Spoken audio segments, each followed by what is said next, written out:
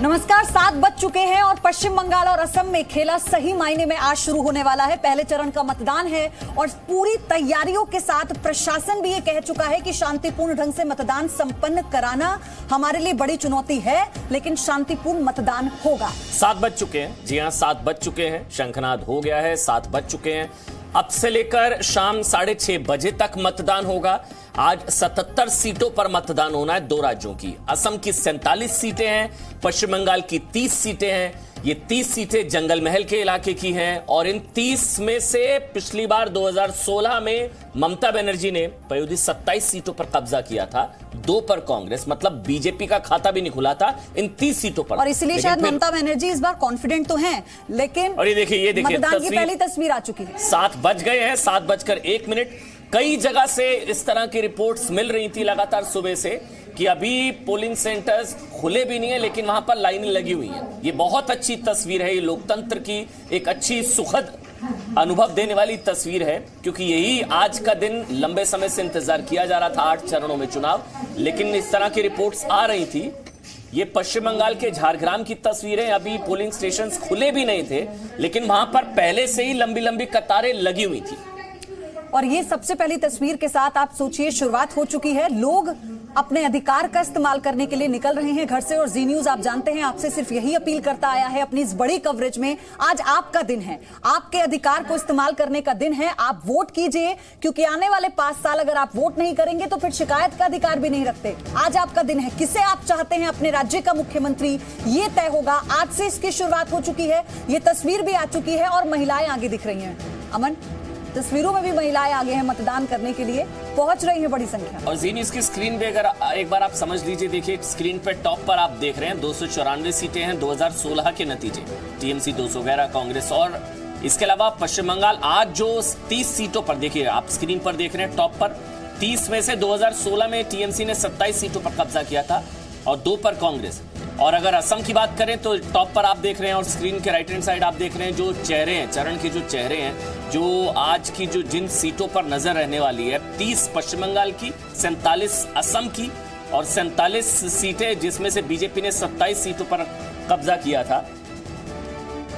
और बंगाल, ये देखिए आप, ये तस्वीरें लगातार हम आपको दिखा रहे हैं। ये देखिए आप, सैनिटाइजर्स हैं वहां पर, क्योंकि कोविड के नियमों का पूरा ध्यान रखा जाएगा। शुरुआत से एक अच्छी तस्वीर, सुखद तस्वीर। यहाँ पर स्टूडियो में मेरे साथ 2 खास मेहमान, विवेक श्रीवास्तव लेफ्ट के नेता हैं। जंगल महल का इलाका एक बार में, एक समय में इनका गढ़ माना जाता था, हालांकि अब इनकी स्थिति थोड़ी दयनीय है। और शंभुनाथ शुक्ला जी भी हैं, वरिष्ठ पत्रकार हैं। शंभुनाथ जी, इन तस्वीरों पर एक कमेंट आपका। एक अच्छी तस्वीर, सुखद तस्वीर। बंगाल में हम देख रहे हैं, रिपोर्टर्स बता रहे हैं कि पहले से लाइनें लगी हुई हैं। बंगाल में थोड़ा लोकतांत्रिक चेतना देश के और हिस्सों से ज़्यादा है। इसे वहाँ पे जाहिर है, लोग सुबह से भीड़ लग जाती है, लोग आने लगते हैं वोट करने। मैंने खुद भी, चूँकि बंगाल में रहा हूँ, मैंने देखा है कि जिस तरह से लोग वोट करने आते हैं, वो उसमें कोई अवरोध नहीं काम करता, कोई बाधा नहीं काम करती। लोग वोट देने आएंगे और जिसको उनका, जो उसके बारे में उन्होंने दिमाग बना लिया है, उसको ही वोट करेंगे। कोई लोभ, कोई छल, कोई प्रपंच वहां काम नहीं करेगा। 30 सीटों का समीकरण थोड़ा सा समझा दीजिए जल्दी से। ये जो 30 सीटें हैं आज की, 30 में से 27 पर पिछली बार टीएमसी, शंभुनाथ जी, तो ये 30 सीटों का महत्व और 3 सीटों का समीकरण। ये जंगल महल का इलाका है, जाहिर है आदिवासी इलाका थोड़ा ज्यादा है, खासतौर पर झाड़ग्राम, बांकुड़ा, पुरुलिया, मेदिनीपुर वेस्ट और ईस्ट, दोनों जगह सभी 5 जिलों की 30 सीटों पर चुनाव हो रहा, और इनमें आदिवासी पॉपुलेशन अपेक्षाकृत ज्यादा है। थोड़ी सी वहां अभी उस तरह का, कहना चाहिए, आधुनिक सुख सुविधाएं भी नहीं पहुंची हैं। लोग थोड़ा सा उदासीन भी दिख सकते हैं, लेकिन उनके अंदर जो लोकतांत्रिक चेतना है वो बाकायदा बनी हुई है। इन 30 सीटों में अभी तक तो 27 पे टीएमसी काबिज थी, यानी ममता दीदी का जादू काम कर रहा था। 2 पर कांग्रेस थी और 1 पर लेफ्ट को, मैं जब कलकत्ता में रह रहा था तो मैं देखा था कि लेफ्ट का वहां काफी असर था और ममता दीदी कैडर और लेफ्ट के कैडर में आपस में खूब संघर्ष चलते रहते थे। अब वही स्थिति थोड़ी सी बदल गई है। अब वहां ममता दीदी कैडर है, दूसरी तरफ बीजेपी का है। लेफ्ट का, कई बार तो मुझे लगता है कि लेफ्ट का कैडर ही लगता है बीजेपी में खिसक कर आ गया है। तो ये जो, जब आदमी में जनतांत्रिक चेतना होगी तो एक दूसरे पे हावी होने की कोशिश होगी, और ये बाकायदा हो रही है। अभी इस बार ममता जी को चिंता ये है कि ये जंगल महल की 27 सीटें उनकी बरकरार रहें, इसके लिए वो पूरी ताकत से लगी हुई हैं और ये बहुत जरूरी भी। जरा भी सीटें इधर उधर होती हैं। लेकिन इसी बीच 2019 के समीकरण हम नहीं भूल सकते। हाँ, वही इसमें से 30 में से 21 सीटों पर बीजेपी ने बढ़त बनाई। वही मैं आ रहा हूं कि बीजेपी ने जिस तरह से, देखिए बीजेपी को 2019 में लगभग 40.3% वोट मिले थे, जबकि यही बीजेपी कुल 3 सीटों पे सिमट गई थी 2016 में। 2016 और 2019 के बीच में जो 3 साल गैप है वो बहुत महत्वपूर्ण है, सोचने लायक है। और बीजेपी ने उस गैप को कोई खत्म नहीं हुआ है, वो लगातार बढ़ रहा है। देखिए इस जंगल महल के इलाके में 3 बार तो प्रधानमंत्री, 3-4 बार प्रधानमंत्री रैली कर चुके हैं, अमित शाह गए हुए। तो जिस तरह से आक्रामक प्रचार है, मोदी, ममता, नड्डा सबने रैलियां की। ये जंगल महल का जो इलाका है, जो सीटें हैं, मेरे साथ देखिए रिपोर्टर्स के पास जाना बहुत जरूरी, ग्राउंड जीरो पर हैं। और रवि त्रिपाठी आपको नजर आ रहे हैं, ब्रिजेश आपको नजर आ रहे हैं, पूजा मेहता हैं, मनीष असम से हैं, पूजा ईस्ट मेदिनीपुर से हैं और ब्रिजेश कोलकाता से हैं, और रवि भी मेरे साथ जुड़ चुके हैं। लेकिन सबसे पहले मैं पूजा आपके पास आ रहा हूं। ईस्ट मेदिनीपुर समीकरण क्या है, क्योंकि आज ये जो पश्चिम और पूर्वी मेदिनीपुर की जो सीटें हैं, दिलीप घोष और शिशिर अधिकारी, इनका ऐसे टेस्ट। बिल्कुल अमन, आपको बता दें ईस्ट मिदनापुर और वेस्ट मिदनापुर को मिला के कुल 13 सीटें आज जो है मतदान किया जा रहा है। ईस्ट मिदनापुर में 6 सीटें और पश्चिम मिदनापुर में कुल 7 सीटों पर। और कहा जाता है ये शुवेंदु अधिकारी का परिवार, क्योंकि काथी में रहता है, ये अधिकारी परिवार का गढ़ है। तो अब तक जो है ये तृणमूल कांग्रेस का भी गढ़ रहा है, क्योंकि अधिकारी परिवार तृणमूल के साथ जुड़ा हुआ था। लेकिन पिछले कुछ महीनों में एक के बाद एक सदस्य जो है पार्टी छोड़कर बीजेपी में शामिल हो चुके हैं, क्योंकि ये पूरा इलाका, जैसा कि हमारे गेस्ट भी बता रहे थे कि ये जंगल महल का इलाका जो है, जो अब तक तृणमूल कांग्रेस का गढ़ माना जाता था। 2011 और 2016 के चुनाव में हमने देखा कि ममता बनर्जी का ये गढ़ रहा है। लेकिन 2019 में जो है समीकरण पूरी तरीके से बदल गए। जब लोकसभा के चुनाव हुए तो कुल मिलाकर जो 40 सीटें जंगल महल की, उसमें 30 सीटों में आ गई थी बीजेपी, महज 10 सीटों पर तृणमूल कांग्रेस आ गई थी। तो जंगल महल का इलाका जो है वो तृणमूल कांग्रेस के लिए भी बेहद इंपॉर्टेंट है, क्योंकि पिछले लोकसभा चुनाव में बहुत पीछे थे। और साथ ही बीजेपी जो है अपना जो परफॉर्मेंस जो लोकसभा चुनाव के समय रहा है उसको भी रिटेन करना चाहती है। लेकिन हम आपको ताजा तस्वीरें दिखाते हैं। मैं फिलहाल पूर्वी मिदनापुर के उत्तर काथी के पोलिंग स्टेशन पर हूं। मैं आपको दिखाती हूं, क्योंकि मॉक पोल हुआ है, 7 बजे मतदान शुरू हो चुका है और सुबह से बड़ी संख्या में यहाँ पर मतदाता पहुंचे हैं। आज पहले चरण का जो है यहाँ पर मतदान हो रहा है। और साथ ही क्योंकि ये कोरोना संक्रमण के बीच में, क्योंकि यहाँ पर मतदान हो रहा है, तो सारे जो है कोरोना मेजर्स को ध्यान में रखा जा रहा है। यहाँ पर जो पोलिंग पर्सनल है उनको ग्लव्स, सैनिटाइजर सब कुछ दिया जा रहा है। साथ में जो आशा कर्मी है वो गेट पर जो है लोगों का थर्मल चेकिंग भी करेंगे, ताकि जो मतदाता यहाँ पहुंचेंगे उनकी थर्मल स्क्रीनिंग की जाए। और उसके अलावा हम आपको कतार दिखाते हैं। सुबह से लोग जो है 7 बजे के पहले ही यहाँ पर इस केंद्र पर पहुंचे थे और सुबह से जो है लंबी कतार लगी है यहाँ पर मतदाताओं की, क्योंकि सुबह जो है काफी भीड़ कम होती है। और साथ ही पश्चिम बंगाल में जो डर होता है कि क्योंकि हिंसा हो सकती है, इसलिए ज्यादातर लोग ये सोचते हैं कि अगर सुबह सुबह अपना वोट वो कास्ट कर ले तो शायद हिंसा की चपेट में नहीं आए। और क्योंकि मैं हिंसा का जिक्र कर रही हूँ अमन, मैं आपको बता दूं जो डर था वही हो रहा है लगातार। रात से ईस्ट मिदनापुर के कई इलाकों में जो है हिंसा की रिपोर्ट सामने आ रही है, चाहे हम पटाशपुर की बात करें या फिर खेजूरी में। यहाँ तक कि पटाशपुर में जब कल तृणमूल कांग्रेस और बीजेपी के कार्यकर्ता आपस में भिड़ गए तो जो ऑफिसर इंचार्ज है, जो पुलिस अफसर है पटाशपुर पुलिस स्टेशन को, उनको गंभीर चोटें आई है। एक सीएपीएफ के जवान को गंभीर चोटें आई हैं, उनको अस्पताल में भर्ती कराया गया है। तो कुल मिलाकर मैं आपको दिखा दूं, यहाँ पर सेंट्रल फोर्स की भी तैनाती की गई है, क्योंकि स्टेट पुलिस को जो है बूथ के बाहर रखा गया है। क्योंकि यहाँ पर कहा जा रहा है कि स्टेट पुलिस जो है वो लॉ एंड ऑर्डर को मेंटेन करने के लिए पोलिंग बूथ के बाहर ही रहेंगे। और यहाँ पर पोलिंग स्टेशन पर, पोलिंग बूथ पर और प्रेमाइसिस पर जो है सेंट्रल फोर्सेस की तैनाती होगी और उन्हीं के निगरानी में जो है आज पहले चरण का मतदान किया जाएगा। और सबसे बड़ी बात यह है कि कोरोना के साथ साथ ये बड़ा चैलेंज है कि शांतिपूर्ण तरीके से मतदान हो। रवि, इन 8 जिलों में वो इलाके शामिल हैं जहां पर सबसे ज्यादा राजनीतिक हिंसा हुई है। आप किस तरह की तस्वीर दिखा रहे हैं, क्या तस्वीर है सुबह की?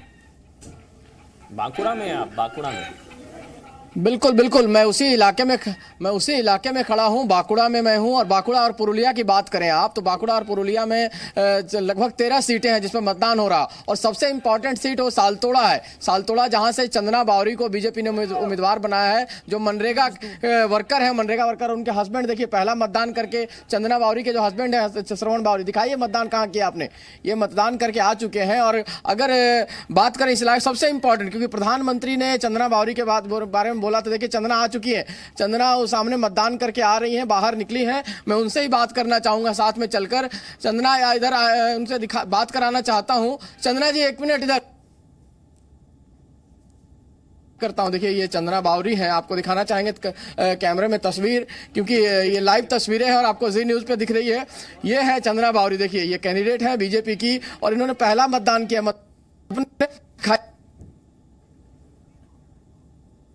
तो रवि त्रिपाठी देखिए लाइव सिचुएशन है, थोड़ा सा सिग्नल इशू है इसलिए, लेकिन वो मनरेगा की जो दिहाड़ी मजदूर हैं उनको टिकट दिया गया है बीजेपी की तरफ से और उनके पति वहां पर वोट डालने पहुंचे हैं।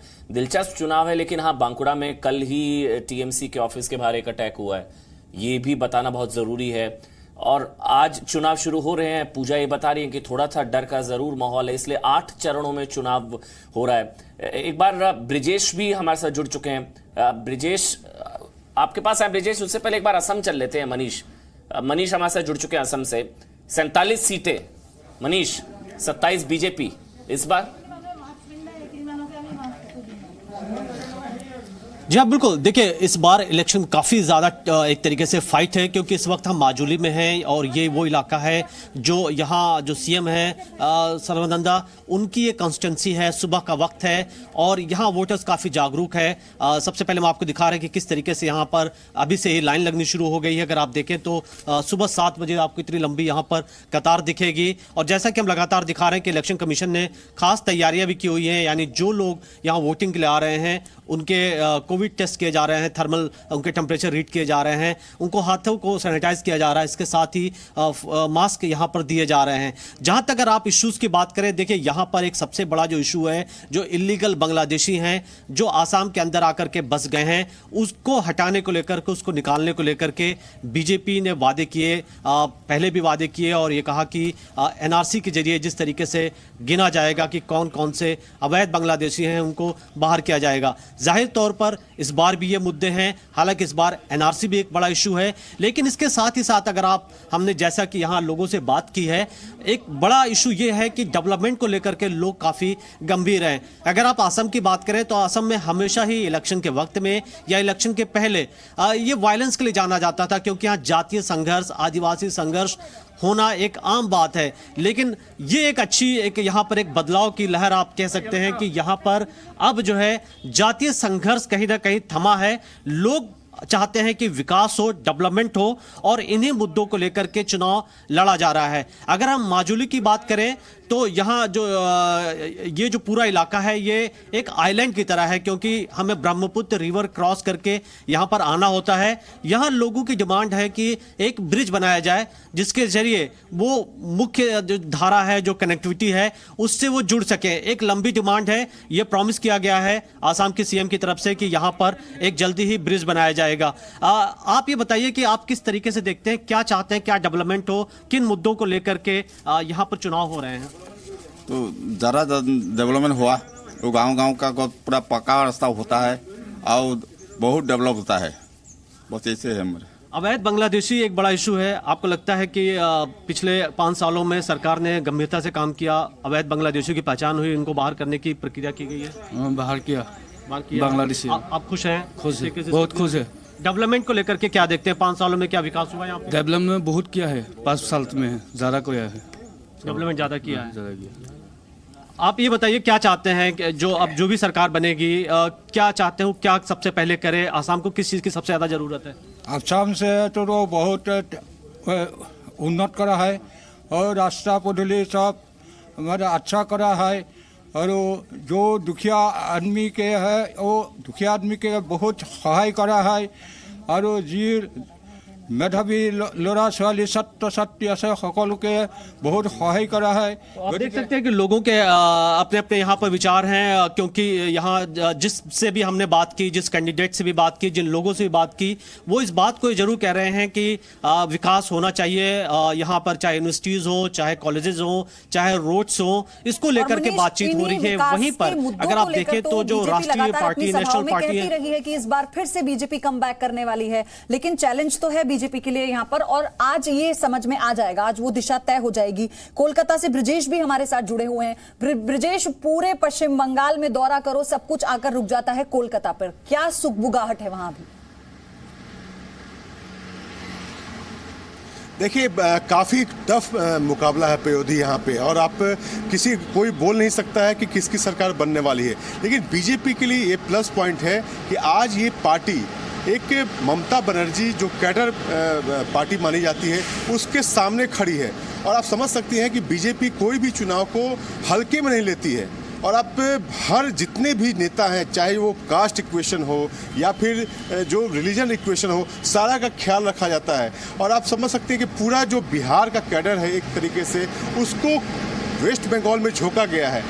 जितने भी बड़े बिहार के नेता हैं वो वेस्ट बंगाल में है, कैंप उन्होंने किया हुआ है, और हर वो ज़िला, हर वो विधानसभा क्षेत्र जहां पे कोई जातीय समीकरण बिगड़ता है या बनता है, उसको ध्यान में रखकर नेताओं को लगाया गया है। तो पार्टी जो है, बीजेपी पार्टी जो वेस्ट बंगाल चुनाव लड़ रही है, उसने स्ट्राइक किया है, और निश्चित रूप से यहाँ पे एक मुकाबला है, क्योंकि देखिए 32 साल के शासन में लेफ्ट के शासन को चुनौती देते हुए ममता बनर्जी यहाँ पे उभरी, तो एक बहुत बड़ा उनका भी रोल है। लेकिन अगर ममता बनर्जी को रोल देना, अगर मुकाबला देना है, तो बीजेपी ने सारे नेताओं को यहाँ पे लगाया हुआ है, तो मुकाबला काफ़ी दिलचस्प है। और जो पहले कहा जाता था, चुनाव से पहले एक माना जाता था पयोधी कि 70 और 30% का रेशियो चल रहा था, मतलब कि ममता बनर्जी का 70% और बीजेपी का 30, लेकिन आज के डेट में 50-50 पे मुकाबला आ गया है। तो क्या होगा क्या नहीं होगा तो चुनाव के नतीजों में पता चलेगा, लेकिन मुकाबला काफी दिलचस्प हो गया है। नहीं, अगर आप 70-30 की जगह 50-50 कह रहे हैं तो 70 में से 20 उधर चला गया। वैसे तो कह रहे हैं कि उधर 30% में मारधाड़ है, ओवैसी से लेकर पीरजादा से लेकर लेफ्ट कांग्रेस, वहां मारधाड़ है, इसलिए दीदी 70% की तरफ आने की कोशिश कर रही थी। वो मंदिर ममता से लेकर वो सारी चीजें कर रही थी। आप 50-50 कहेंगे तो बीजेपी घबरा जाएगी। 70 में से 20 गायब हो रहे हैं। एक छोटा सा ब्रेक, लेकिन विवेक श्रीवास्तव जाते जाते 30 सेकंड में आपको दे रहा हूं। आप लगातार मुस्कुरा रहे थे सबको सुनते हुए। आप कहां हैं, किस तरफ है, बीजेपी के साथ, टीएमसी के साथ? नहीं, हम ना बीजेपी के साथ हैं ना टीएमसी के साथ हैं, इंडिपेंडेंटली लड़ रहे हैं, दोनों के खिलाफ हैं, और डेवलपमेंट के प्लैंक पे लड़ेंगे। नहीं, वो तो हमारा गठबंधन है ही, खैर कांग्रेस ISF के साथ, लेकिन इंडिपेंडेंटली लड़ रहे हैं हमारा, और ये हम डेवलपमेंट के प्लैंक पे लड़ रहे हैं। और ममता दीदी कर लें चंडी पाठ, और अपने को हिंदू बताएं, अपने को ब्राह्मण बताएं, और सॉफ्ट हिंदुत्व की पॉलिटिक्स जो बंगाल में शुरू हुई है, शुरुआत भारतीय जनता पार्टी ने करी, और उसी डर्रे को ममता जी ने भी पकड़ लिया। नहीं पकड़ना चाहिए था, डेवलपमेंट पे स्टिक करती तो ज़्यादा अच्छा रहता। आप देखेंगे बंगाल की जनता अलग तरह का वर्डिक्ट देगी, और मैं भारतीय जनता पार्टी को तीसरे नंबर पे प्रेडिक्ट कर रहा हूं। मुझे ब्रेक लेना जल्दी से। देखिए 30 के अंदर से कल तो ब्लास्ट भी हुए हैं तृणमूल कांग्रेस के कार्यालय में, बड़ा दुखद रहा। 2-3 कार्यकर्ताओं को गंभीर चोट भी आई है। इसमें से 2, 4, 5, 10, 15, 20, 30 कितने? Presenting B News app available on Google Play and App Store. Download it now.